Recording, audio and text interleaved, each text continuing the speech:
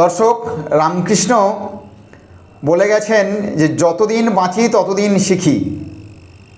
দেখুন এবং শিখুন মায়েরা কি বলছে। মায়েরা বলছে বিজেপি সরকার না এলে কত মেয়ে যে বিধবা হতো তার হিসেব থাকতো না। সুতরাং অন্নপূর্ণা যোজনা হোক, সরকারি যে কোনো প্রকল্প হোক, পাবেন, ধৈর্য ধরুন।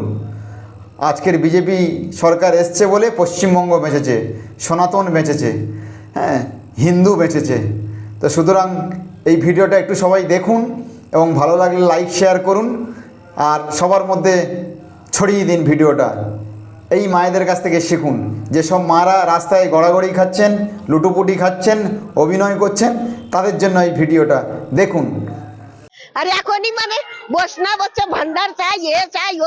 আরে তোরা সবাই পাবি, পাবি না কেন? সরকারি পয়সা সবাই পাবি, যে যোগ্য হবে পাবি, কেন পাবি না? সবাই দেবে, হ্যাঁ, সবাই দেবে। কি বলতে চাইছেন, সরকারের উপর আস্থা আছে?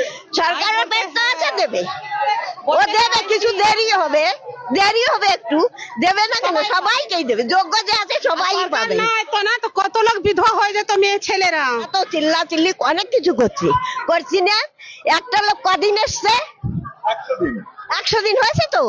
আর লক্ষ্মীর ভান্ডার 10 বছর পরে দিয়েছে, 10 বছর পরে দিয়েছে। আর ও এখন 3 মাস বসেনি, তার জন্য কত কিছু হয়ে যাচ্ছে।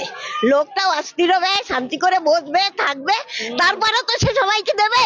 ঠিক ঠিক হ্যাঁ, ঠিক। আগে খালি ও কালে নেবে না। আগে 10 বছর আগে দিত, সে বাঁচতো না। হ্যাঁ, আর এখনই মানে বসনা বচ্ছে ভান্ডার চাই, এ চাই, ও। আরে তোরা সবাই পাবি, পাবি না কেন? সরকারি পয়সা সবাই পাবি, যে যোগ্য হবে পাবি, কেন পাবি না? সবাই দেবে, হ্যাঁ, সবাই দেবে। কি বলতে চাইছেন, সরকারের উপর আস্থা আছে? সরকারের ব্যবস্থা আছে, দেবে, ও দেবে। কিছু দেরি হবে, দেরি হবে একটু, দেবে না কেন? সবাইকেই দেবে, যোগ্য যে আছে সবাই পাবে। তো কত লোক বিধবা হয়ে যেত, মেয়ে ছেলেরা।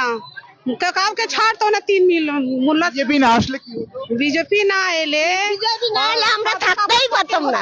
সাদা কাপড় আমাদের কেটে ভেসে দিত নদীর জলে।